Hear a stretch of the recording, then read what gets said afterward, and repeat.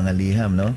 Isa galing po kay Sister Rosalia Tumulak ng SPC, St. Paul Chapter siguro to.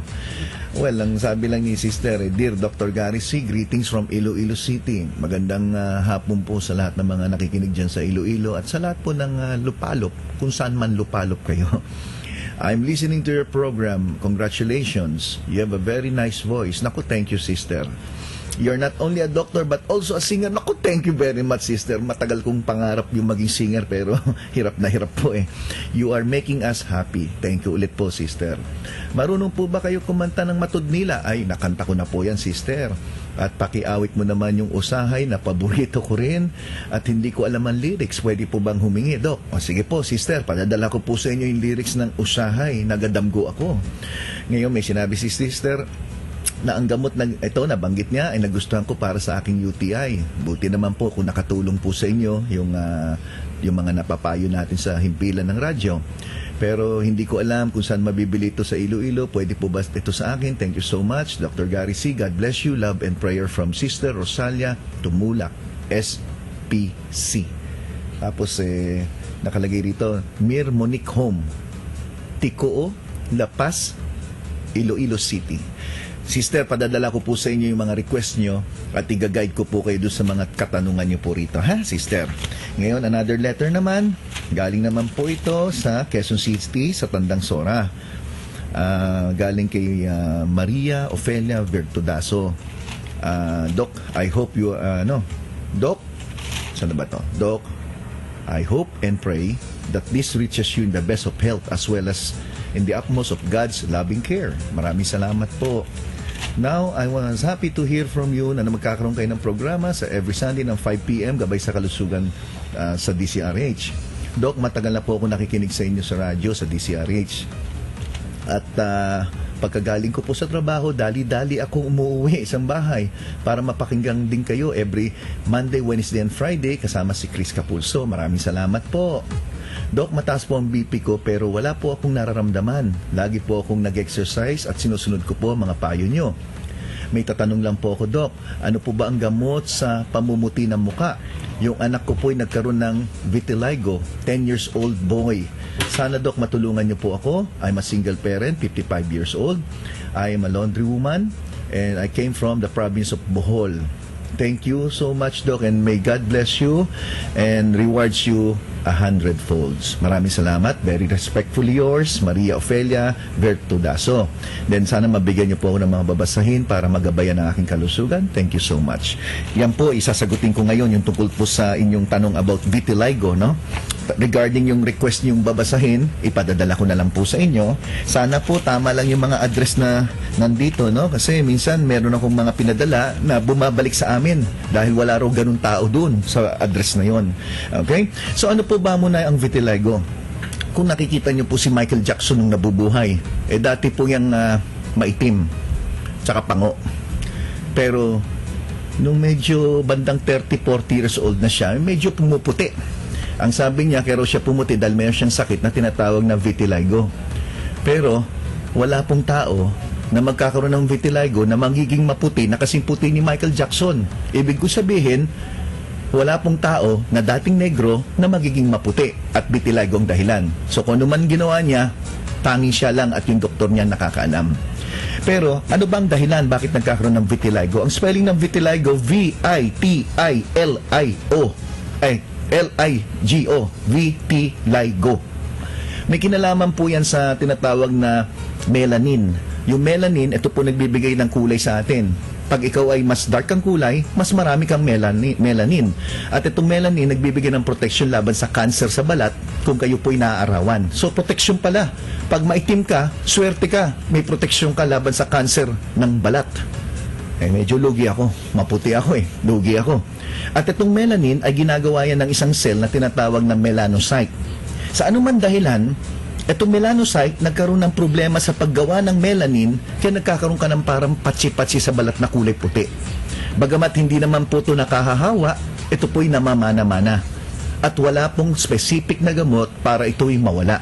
Babae o lalaki pwede magkaroon, pero nalaman, family history ang isa sa dahilan. At may mga tinutukoy ang mga bagong pag-aaral na sinasabi na pag may hyperthyroidism o kaya hyperactive ang thyroid gland nyo, pwede ka rin magkaroon ng ganitong problema. O kaya ang immune system nyo may problema. Yung tinatawag na autoimmune system. Yung autoimmune system, yung ating naturalesa ng katawan, ay nagloloko kung saan pinapatay yung melanocyte na gumagawa ng melanin. So dahil dito, nagkakaroon kayo ng mga discoloration. Bagamat wala naman pwedeng maramdaman, except siguro pangit ng tingnan, wala namang pwedeng maging pinsala sa inyo yan na pwedeng ikamatay na isang tao. So, safe naman po yan. So, yun po ang paliwanag dun sa tinatawag na vitiligo. Okay? Ngayon, yung isa pang letter natin, medyo bibilisan ko para hindi tayo kapusin ng oras. Meron po tayo isang letter na nanggaling naman po kay Mami Carmen. At ito po yung kanyang liham. Ako po si Mrs. Carmen C. Ruiz, 83 years old. Nag-iisa sa buhay, walang kasama, at naninirahan sa Barangay 3, Rizal Street, Alfonso, Cavite. Ako po ay laging nakikinig sa programang Lunas sa DCRH at sa Gabay sa Kalusugan. At napakaligaya ko pag naririnig ko lahat ng mga doktor sa DCRH, lalong-lalo na sa iyo, Doc Gary, pag ikaw ay kumakanta. Abay, mukhang yung mga lola, yung kanta ko ang habol, hindi yung lecture ko. Masaya po ako at walang tigil ang patak ng luha ko. Bakit naman gano'n? Masaya pero walang tigil ang patak ng luha ni Lola. At iniisip ko kung kailan kaya ako magkakaroon ng pagkakataon na makapunta sa klinik nyo at makita ka ng personal. Hayaan nyo, Lola. Gagawa natin paraan. Anong malay nyo akong pumunta sa inyo? Teka muna, saan ba yung complete address nitong si Lola? Naku, baka naman ang hirap hanapin to, Alfonso, Cavite. Hayaan nyo. Sa birthday ko, pipilitin ko makapunta sa isang senior citizen. Baka ikaw na yung pupuntahan ko, Lola, ha? Relax ka lang muna dyan. So, ito ang kanyang sinasabi. Kailan pagpunta, makita ka ng personal yon. Hindi ko alam kung paano pumunta sa klinik mo. Ang alam ko lang puntahan na hindi ako mawawala ay ang Baklaran. Dahil ang bus dito sa amin, pag sakay sa tapat ng bahay ko, diretsyo nasa Baklaran. Ayun. So kung pupuntahan ko pala si Mami, sasakay ako ng bus diyan sa Baklaran, sabihin ko, ibaba ako sa Rizal Street, Alfonso, Cavite. Sige, tingnan natin, ha? Doc Gary, madami akong sakit. Sa puso, high blood, arthritis at may katarata sa mata. Ang kanan kong mata ay parang mabubulag dahil ang pilik mata sa parting ibaba ay napasok pagkikisap. Siguro pag pumipikit, no, pumapasok yung kanyang pilip mata daw, no? At luha ng luha. Siguro palaging teary eye si Lola. Wala naman akong pinagkukunan ng sapat na halaga para magpatingin dahil may pension akong 3,500 kada buwan, pero binibigay ko lang sa anak kong binata kasi nagkaroon siya ng 2 anak at dahil sa kahirapan, iniwanan siya ng kanyang kinakasama at nag-aalaga ng mga anak kaya di makapagtrabaho. Kaya para ako mabuhay, na mamasukan akong katulong. 83 years old na mamasukan pa ng katulong. At nakakalibre na ako ng pagkain at may 100 pesos ako kada araw. Kumikita naman pala si Lola 100 pesos kada araw, libre pa pagkain, ha? Pero Lola 83 ka, hindi ko ma-imagine kung anong pwedeng trabaho na maging kasambahay ka. Pwede ka ba magbunot? Pwede ka ba maglaba? Ano kayang ginagawa? Baka nagluluto naman si Lola, no? Pero natutuwa naman ako na sa ganyang edad talagang pursigido pa rin, no? Yung iba kasi sa atin mga senior citizen malakas pa pero tamad buti pa ito si Lola. Gayahin niyo po ito, ha, mga senior citizen, ha? Lolo, mga Lola, gayahin niyo po ito. Doon ko iniipon pambili ko ng gamot ko. Pero wag po kayong maawa. Makita nyo naman, ha? Ayaw pa ni Lolang aawaan natin siya. Pero wag po kayong maawa sa akin dahil walang nakakaalam ng kahirapan ko dahil hindi ako madaing kahit kanino. Lola, paano yan? May nakikinig sa atin 100 na tao. Di may 100 na nalaman ng istorya nyo. Okay. Basta oras ng Lunas at Gabay sa Kalusugan, nagbubukas na ako ng radyo at hinihintay na kita. Yan, salamat po. Masaya akong nakikinig at ang dami kong natututuhan sa inyo. Batiin nyo naman ang Lola Maming. Lola Maming! Sana nanonood ka, Lola Maming. Kumakaway pa ako sa iyo, hindi lang kita binabate. Ha? Kung pwede nga, bless pa ako sa iyo, Lola, ha? Gaya mo, Lola, makikita tayo. Papangako ko sa inyo, makikita tayo. Hahanapin kita, Lola. Ano pa, nakalagay rito. Doc Gary, sana maduktungan mo ang buhay ko. Maraming salamat at pagkalooban ka ng Diyos sa langit. Bakit may Diyos sa langit? Meron man Diyos sa lupa? Diyos sa lupa yung mga gambling lord, yung mga drug lord, no? Opo, tama. Diyos sa langit ng malakas na katawan at mahabang buhay at libre. Ano na naman lilibre ko? Libre sa kapahamakan pala. Oy, tama po. Thank you po, Lola. Meron akong hiling sa iyo, kung maaari, kantahin mo ang maalaala mo kaya para sa akin. Pasensya na kayo, doktor, sa sulat ko at makikita niyong hirap na ako sa pagsulat. Salamat muli, Lola Maming. Naku naman. Ito, magugulat po kayo. Si Lola Maming, nakakatuwa naman to, ha? Tingnan nyo, yung mga iba sa inyo na ito po yung sulat ni Lola Maming. Baka pwedeng close-up konti. Talagang ang hirap-hirap talagang basahin, nanginginig. Galing sa 83 years old, Ayan, nung binuksan ko nga, nung nabuksan ko nga, nagunting ko pa.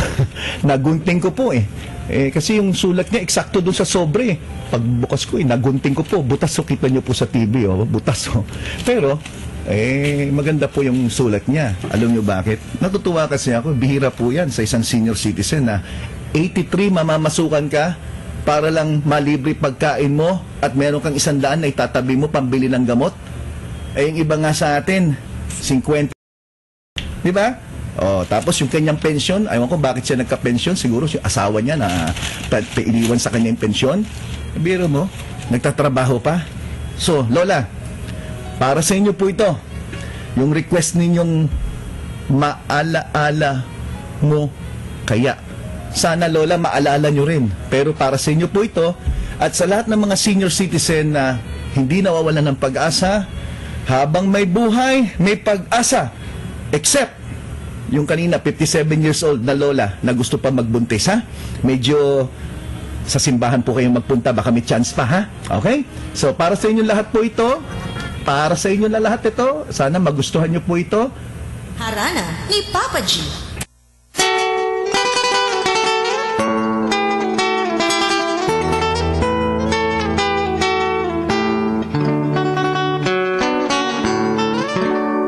Maalaala mo kaya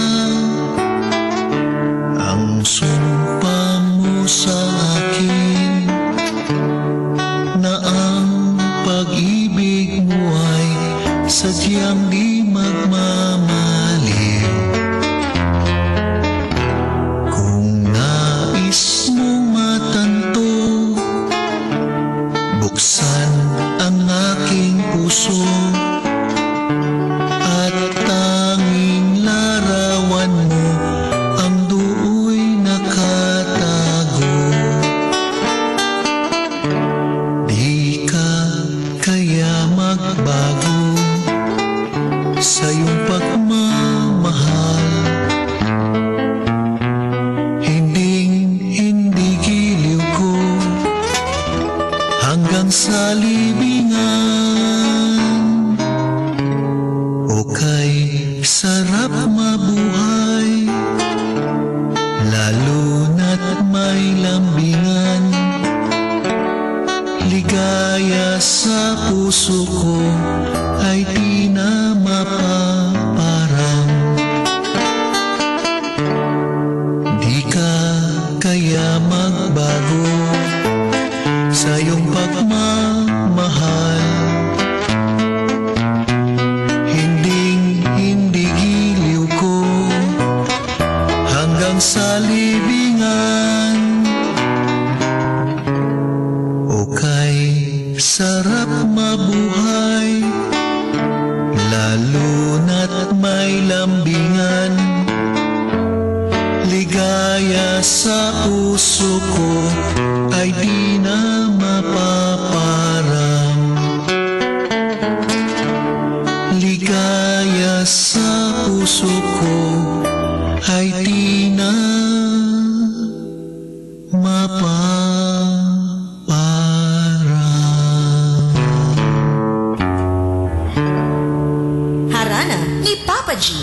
Okay ba? Okay po ba, Lola?